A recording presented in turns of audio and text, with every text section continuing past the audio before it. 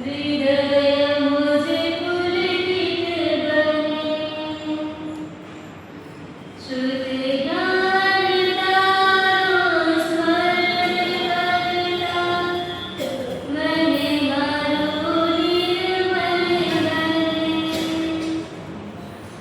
श्रुति भाव तुझने जीवन धरता, ध्येय मुझ नजदीक बने।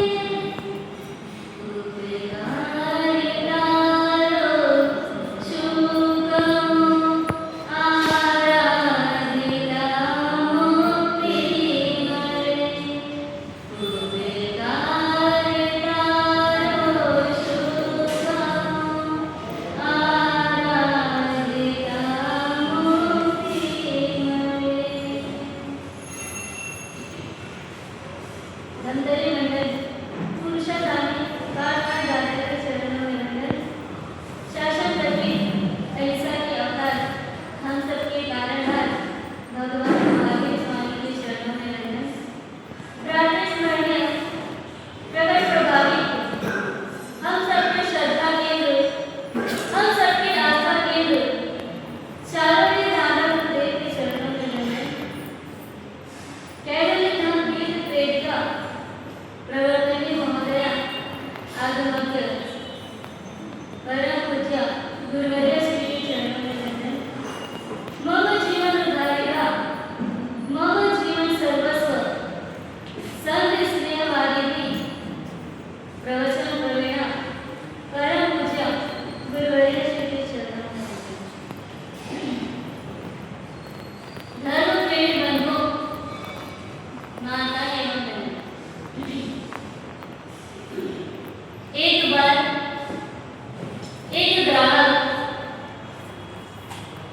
दुकानदार के पास गया, मोटर कार वाले के पास, और कहने लगा, मुझे आप ऐसी कार दिखाइए जो एक चम्मच पेट्रोल से चल जाए। ऐसी कार मुझे दिखाइए जो एक चम्मच पेट्रोल से चल जाए, यानी लंबी दूरी तय की हो जाए, हमारा परिवार अच्छे से बैठ जाए, वैसी आप कार दिखाइए। वो दुकानदार एक छोटा सा खिलौना कार का रखता है और कहता है कि भैया ये कार है, इसमें तो एक चम्मच पेट्रोल की भी जरूरत नहीं पड़ेगी। आपको तो एक चम्मच पेट्रोल जितनी कार चाहिए, पर ये कार ऐसी है जिसमें एक चम्मच पेट्रोल की भी जरूरत नहीं पड़ेगी। ऐसी कार चाहिए तो बिना पेट्रोल के चले। आप बोलोगे तो ऐसे पेट्रोल की भी जरूरत नहीं पड़ती। क्यों? क्योंकि बैटरी वाली कार आने लगी, बाइक आने लगी, स्कूटी आने लगी, तो पेट्रोल की भी जरूरत नहीं पड़ती। पर विचार करो, जैसे बिना पेट्रोल के, बिना चार्ज के हमारी गाड़ी चलती नहीं है, और आपको लगता है कि जब लंबी सफर तय करना हो तो हमको पेट्रोल भी उस मात्रा में, उस प्रमाण में चाहिए, और चार्जिंग भी करना है तो थोड़ा लंबे समय के लिए चार्ज करेंगे तो कार अच्छे से लंबी दूरी तय कर सकती है। पर धर्म करना हो तब कैसे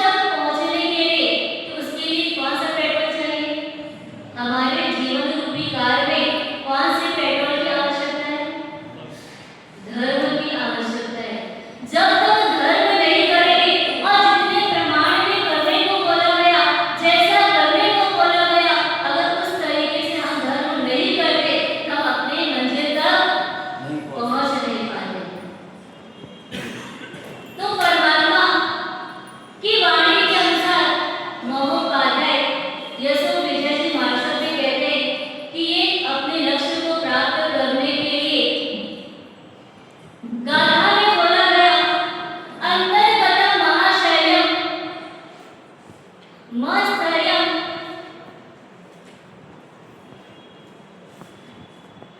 अंतर्गतम महाशैलम। अंतर्गतम यानी क्या? जो अंदर जा चुका है। क्या जा चुका है अंदर? तो महाशैल, महाशैल यानी क्या? शैल यानी क्या? कांटा। एक प्रकार का कांटा जो अगर हमारे शरीर में हो, उसके बाद आप ऊपर से कितनी भी दवाइयां कर लो, वो क्या होगा? जैसे शरीर पर अगर गोली लगी है और उसके बाद गोली को निकाले बिना व्यक्ति अगर उसके पर मरहम पट्टी करता है, दवाई लेता है, तो क्या वो ठीक हो सकता है? उसके लिए क्या चाहिए? क्या चाहिए उसके लिए? गोली निकालने का साधन चाहिए। आपको लगता है कि सबसे पहले अगर ये गोली निकलेगी तब उसके बाद कोई दवा की जाए, कोई मरहम पट्टी की जाए, तो वो काम करेगा। वैसे ही अगर चलते चलते हमारे पैर के नीचे अगर छोटा सा कांटा चुभ जाए तो क्या होता है? जब तक वो कांटा न निकले तब तक चैन नहीं पड़ता है। अब कांटा चुभने के बाद में भी अगर चलते जा रहे हो, एक दिन हुआ, 2 दिन हुआ, मन क्या होता है? पूरे टाइम बेचैन होता है। ये मेरे पैर में कांटा चुभा हुआ है, वो अभी तक निकला नहीं है। आपने बहुत प्रयास किया पर वो निकला नहीं, और आपको पता है कि अंदर कांटा चुभा हुआ है, तो क्या करोगे? कोशिश करेंगे निकालने की। अगर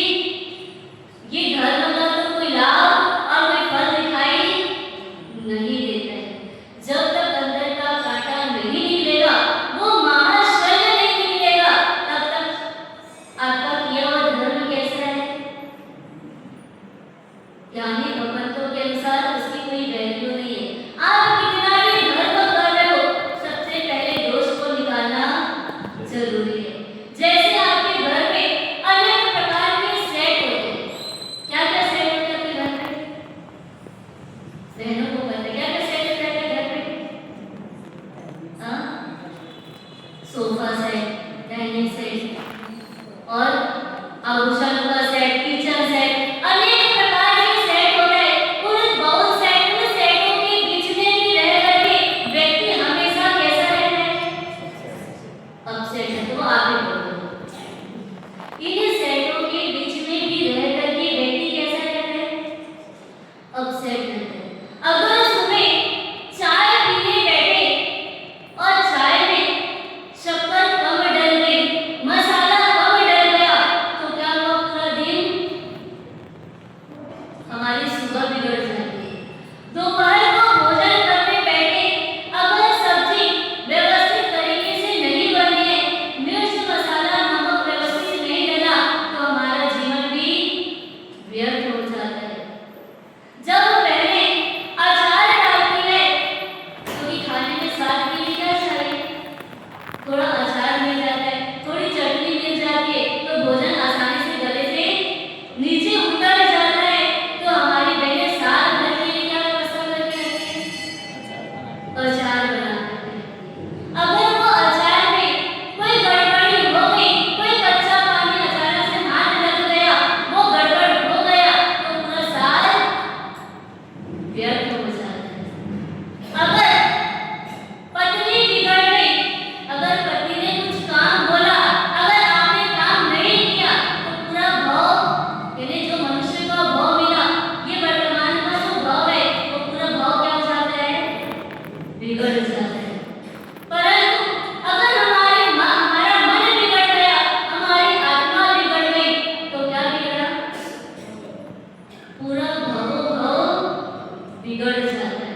ये भाव को सुधारने के लिए परमात्मा ने, आनंद भंजी महाराज ने शांतिनाथ भगवान के स्तवन में बोला, मान अपमान चित सब गणे, सब गणे कलंक पाषाण, वंदन पिंडक शम गणे, एवो होय तू जान। यानी क्या बोला? शांति जिन मुझ एक विनती, सुनो त्रिभुवन राय। मान अपमान चित सब गणे, सब गणे कलंक पाषाण, वंदन पिंडक शम गणे, एवो होय तू जान। शांति जिन मुझ एक विनती, सुनो त्रिभुवन राय। ये परमात्मा से क्या प्रार्थना करें? हमारे जीवन में अगर मान भी मिले, अपमान भी मिले, उस समय कैसे रहना? समभाव में रहना। जो योगी होते हैं, जो सन्यासी होते हैं, उनको अगर जेल भी मिल जाए, अगर महल भी मिल जाए, गांव में रहना पड़े या शहर में रहना पड़े, हर परिस्थिति में वो कैसा रहते हैं? समभाव में रहते हैं। वो इन चीजों के बीच में वो भेद रेखा नहीं खींचते। इस भेद रेखा नहीं खींचने के कारण उनके जीवन में कभी खेद नहीं होता, और जब खेद नहीं होता, तो शांति का कभी विच्छेद भी नहीं होता है। हम इन चीजों के बीच में भेद कर बैठते हैं कि जेल क्या है और महल क्या है, गांव क्या है और शहर क्या है, मान क्या, अपमान क्या। इन चीजों के बीच में जब व्यक्ति भेद करता है, तो वो खेद को प्राप्त करता है। खेद को प्राप्त करता है यानी वो दुखी होता है, और उसके जीवन में शांति कभी भी नहीं आती। शांति को प्राप्त करना है तो मान मिले, सम्मान मिले, चाहे अपमान मिले, हर परिस्थिति में कैसे रहना? कभी कभी आप लोग क्या बोलते हैं? महाराज साहब, हमें चाहे मान मिले, सम्मान ना भी मिले, तो भी चल जाएगा, पर अपमान तो बिल्कुल भी बर्दाश्त नहीं होता है। हमको सम्मान की भूख नहीं है, सम्मान नहीं मिलेगा तो भी चल जाएगा, पर अपमान तो बिल्कुल भी नहीं चाहिए। यानी घर में भी सम्मान चाहिए, जहाँ संघ में हो, ट्रस्ट में हो, मंडल में हो,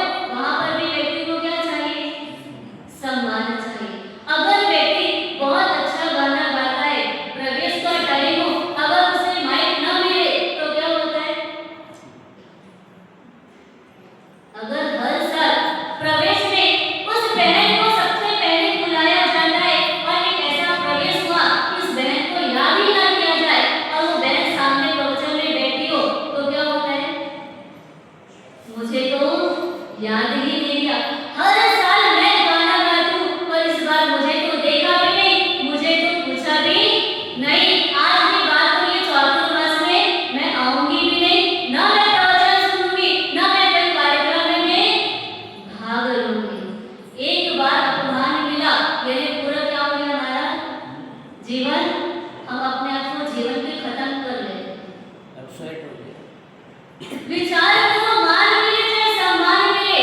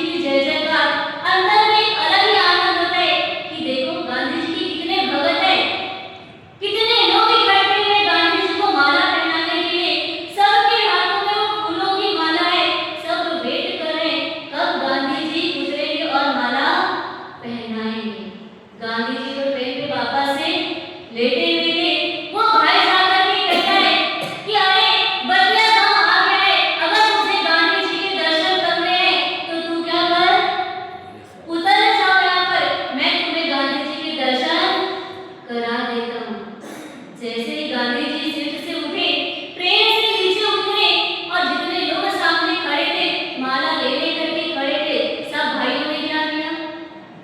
उस गांधी जी को माला पहनाया और गांधी जी की जय जयकार करने लगे। जैसा वो भाई सुना, ये तो क्या, यही गांधी जी है, और उनकी आंख तो फटी की फटी रह जाती है।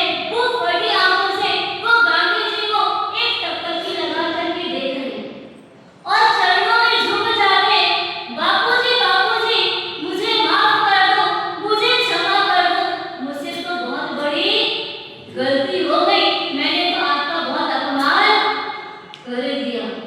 वो गांधी जी इतने सरल, अपने चरणों से उनको उठाया, गले से लगाया, बोले बेटा अभी तो तुम नौजवान हो, किसी बूढ़े को भी बूढ़ा नहीं बोला जाता है।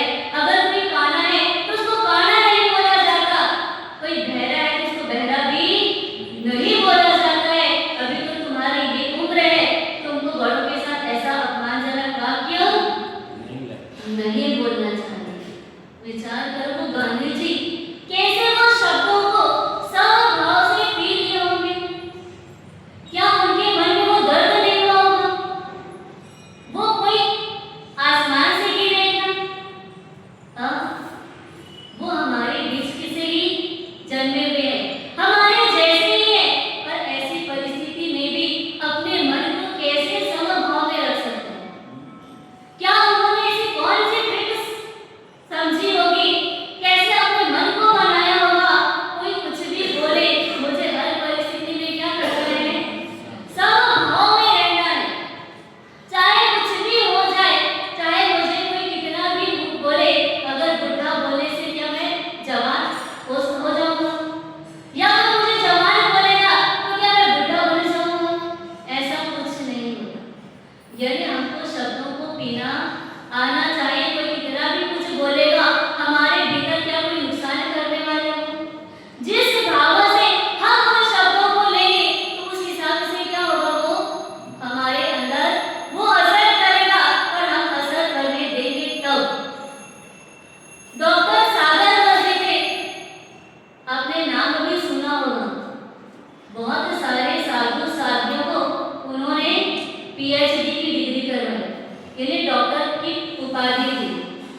ऐसे सागर मर्जी जब बड़े बड़े सभा में उपस्थित होते, लोग उन्हें मान सम्मान के साथ बुलाते, सामने उनको अच्छी चेयर दी जाती थी। एक बार जब वो सभा में उपस्थित हुए,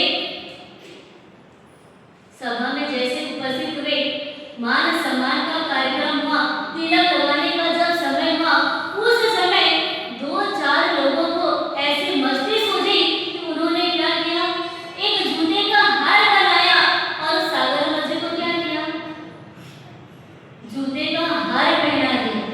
उस समय में उनके मन में क्या विचार, क्या द्वंद्व उठा होगा? आपको कोई सम्मानपूर्वक सभा में बुलाए और जूते की माला पहना दे,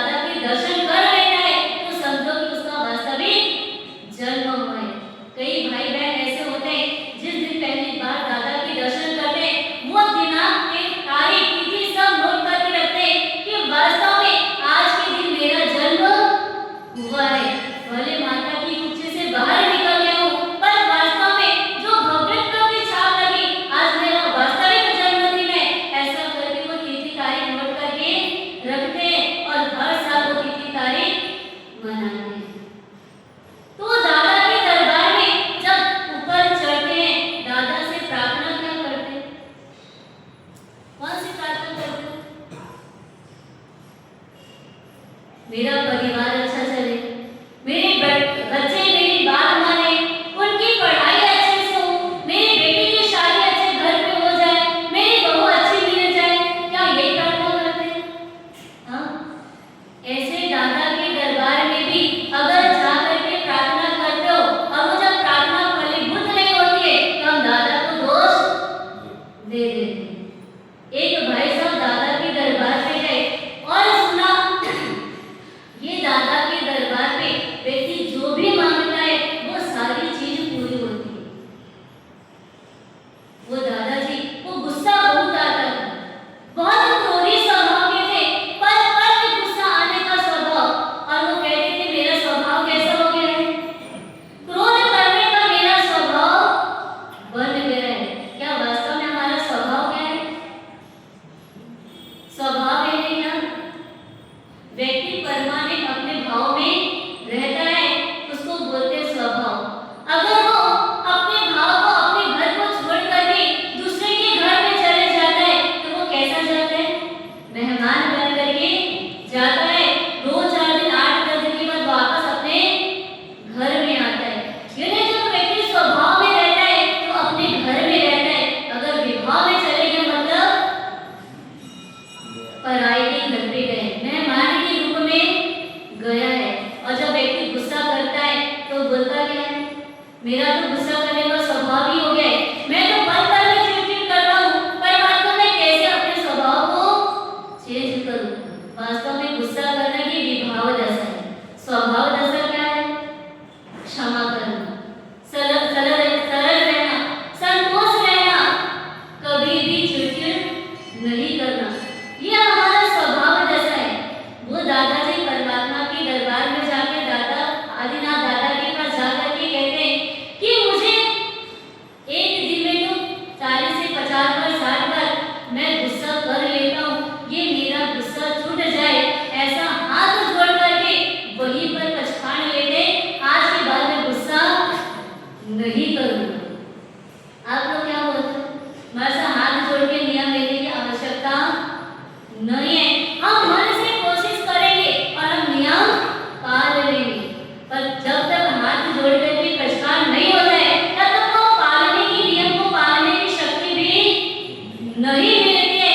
वो नियम में इतनी ताकत होती है कि वो साथ में शक्ति प्रदान भी, जब गुरु भगवंतों से हाथ जोड़ करके पछतान लिया जाता है तो गुरु भगवंत क्या करते हैं? वो नियम देने के साथ साथ वो शक्ति प्रदान भी करते हैं ताकि वो आपका नियम आसानी से पल मिल जाए। वो आदिनाथ दादा के दरबार में क्रोध नहीं करने का नियम लेकर के आते हैं और सबको पता चल जाता है कि ये सेठ जी ने तो क्या किया है, क्रोध नहीं करने का नियम नहीं लिया है। तो उस समय क्या होता है? जैसे जब व्यक्ति जो नियम लेता है उसकी परीक्षा स्टार्ट हो जाती है। जैसे नियम ले लेते रात में नहीं खाना है तो रात में क्या होता है? ज्यादा भूख लगने लगती है, यानी परीक्षा की घड़ी आ जाती है और वो सामने आइटम दिखता है तो मन एक बार वापस खाने को तैयार हो जाता है, पर नियम की ताकत होती है कि वहां उस थाली पर नहीं जाता है। वो भाई ने नियम लिया और परीक्षा की घड़ी स्टार्ट हो गई। लगा कि सेठ जी पालीताना के दर्शन करके आए हैं, तो उनके भतीजों को लगा कि काका जी पालीताना दर्शन करके आए हैं तो अपने घर पे स्वामी वात्सल्य का कार्यक्रम रखा जाए। और जैसे ही स्वामी वात्सल्य का कार्यक्रम रखते हैं पूरे गांव वालों को बुलावा दिया जाता है, नेता दिया जाता है, पर वो काका जी को नेता नहीं दिया जाता। जब काका जी के बेटे को पता चलता है कि हमको तो न्योता दिया ही नहीं तो हम क्यों जाए, अपने पिताजी को बोलते हैं पूरे गांव वालों को बुलाया, गांव वालों को पत्रिका दिया और हमको तो बुलाया भी नहीं, हमको तो कोई उनके स्वामी वात्सल्य में नहीं जाना है। जैसे ही पिताजी ने सुना बेटा जब घर का कार्यक्रम हो तो घर वालों को बुलाने की जरूरत नहीं पड़ती है, जिसकी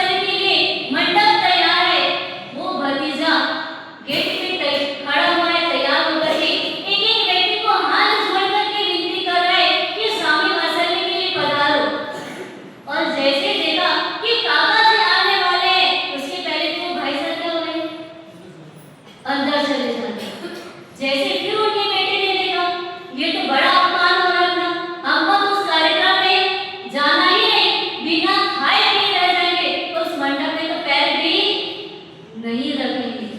फिर पिताजी ने बोला, बेटा जब हमारे घर का कार्यक्रम है और हम घर वाले ही हमसे ही गलती हो रही है कि हम लेट पहुंच रहे हैं और हम स्वागत के लिए तो किसको खड़े होना चाहिए, हमको खुद को खड़े होना चाहिए।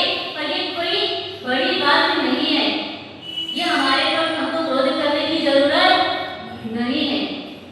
जैसे वो अंदर गए और जीतने वालों की लाइन लगी हुई थी, वो काका जी बैठे पंक्ति में भोजन करने के लिए। जैसे ही परोसने के लिए आइटम आते जा रहे और जैसे उस काका जी तक पहुंचते और आइटम खत्म हो जाता। फिर बेटे ने देखा, ये तो क्या बात है, पूरा आइटम भर कर के आ रहे और जैसे हमारी जगह पे पता हमारे थाली में आने वाला होता, उसके पहले आइटम तो खत्म हो जाता है।